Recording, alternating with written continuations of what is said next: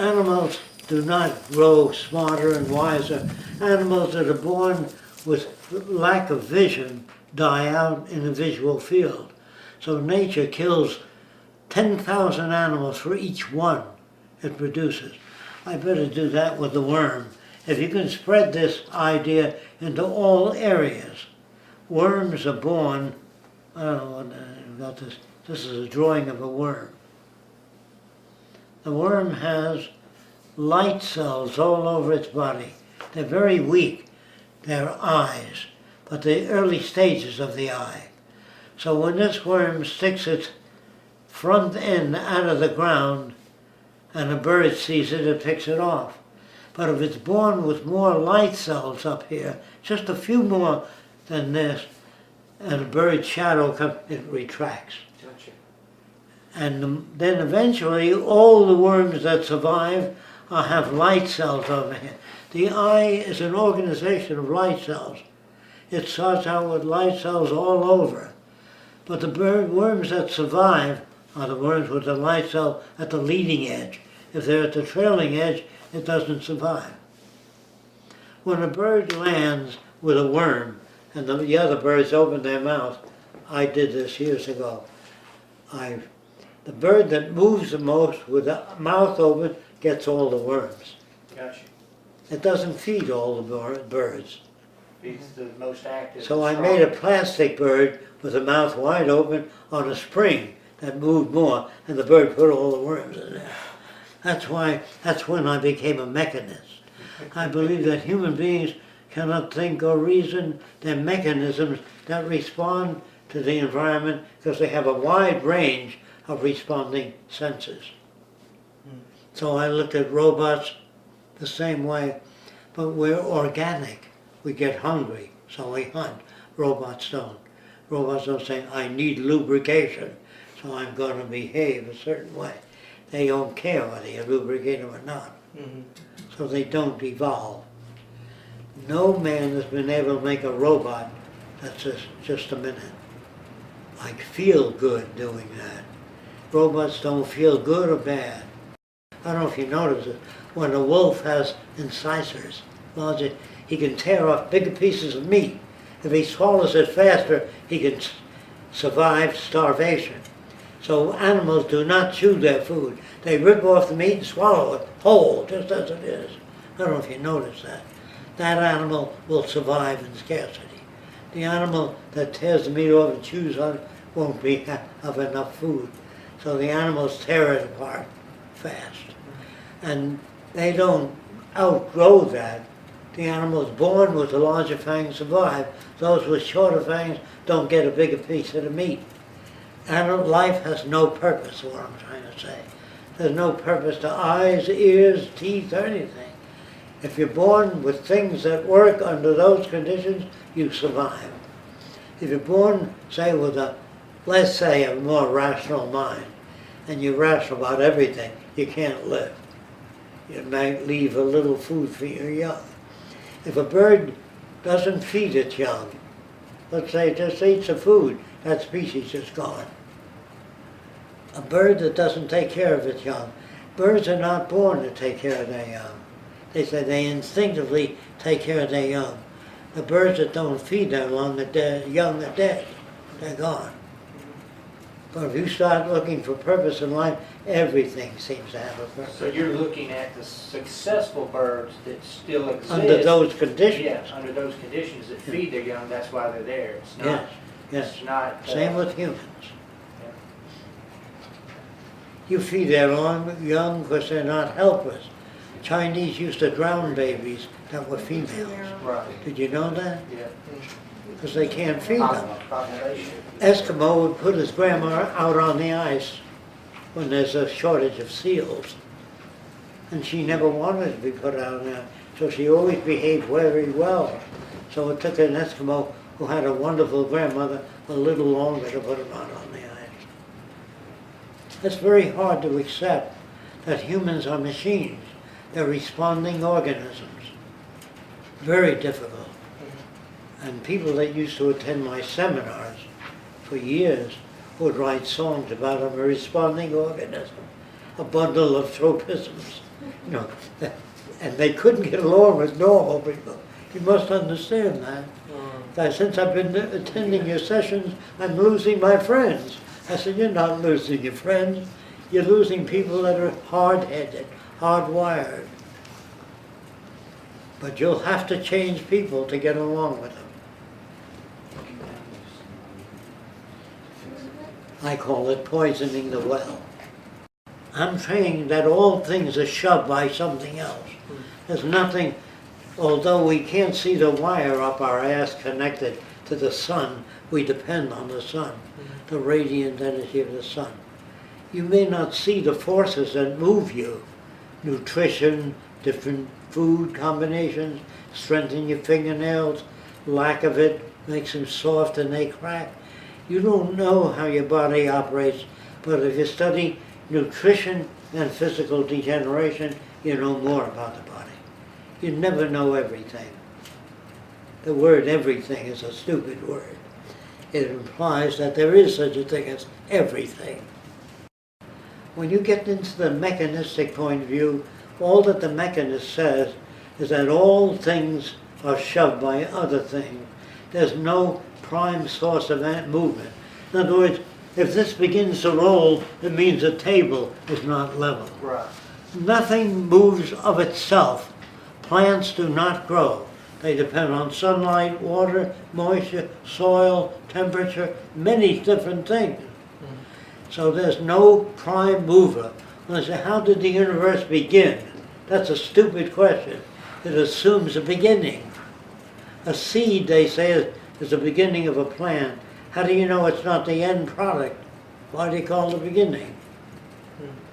Do you understand what I'm saying? Man projects like hell, including scientists. There's no good, no bad, no smart people, no dumb people. There are people that have less tools than you do. Right. You might have better tools. If a girl falls in love with a taller guy than you, because she likes tall people, and you get mad at her, you don't understand the effects of environment. When you understand, you'll never dislike anybody or hate them. You'll understand where they're coming from. And that will stop a lot of crime and a lot of... That's what I mean by we're not educated. I hope you know what I mean now. We're not given that. Well, I never heard of Fresco. He has no PhD. He never graduated junior grade school. Therefore, fuck Fresco. You're a follower of some fucking fraudulent guy. That's what they'll tell you if you talk to normal people. But if you understand what I'm saying, you'll only understand those things that have parallel, that you have experience with. I can't talk to anybody. They would hate me. You know what I mean? And if I talk to scientists, they'd say, well, where the hell do you get your ideas from? You know, I got mine by hard work. So did I get it. I worked very hard, questioning everything, trying to. I still have a few carryovers, which is okay with me. Primordial slime. What? The primordial slime. That's right? part of the slime, exactly. And that goes for all of us. We can never be objective. Do you know why? We can never be open-minded, because all of us have some of the slime. There are some of us that can accept a wider range of behavior due to background. If you don't have this background, if you've never been here, you'll retain what you've been given. But from now on, you're poisoned. You can't go back to the old way of thinking. You'll never be able to go back. There are no roads to yesterday. You know what I mean by that? You can't go backward and say, well, I become an atheist, now I'm going to become a Catholic again. Unless you see things differently. Believe in miracles, and you believe in people with power of telekinesis. If you don't know how they do that, you might go back to church. Were you once Christian? Yes, I was once a believer in God. Let's say that. Okay. I believe there's somebody that made the world, because that's what they told me. What made you change your mind? A motion picture called The Ten Commandments. You ever hear of it? By Yeah. Cecil B. DeMille? I saw it. With the old one, the original. And I came home and I said to my older brother, I don't understand the Egyptians. Didn't they believe in the same God we believe in? He said, no, maybe they were atheists. My brother was a little older. And I said, what's an atheist? Well, atheists believe that animals evolved.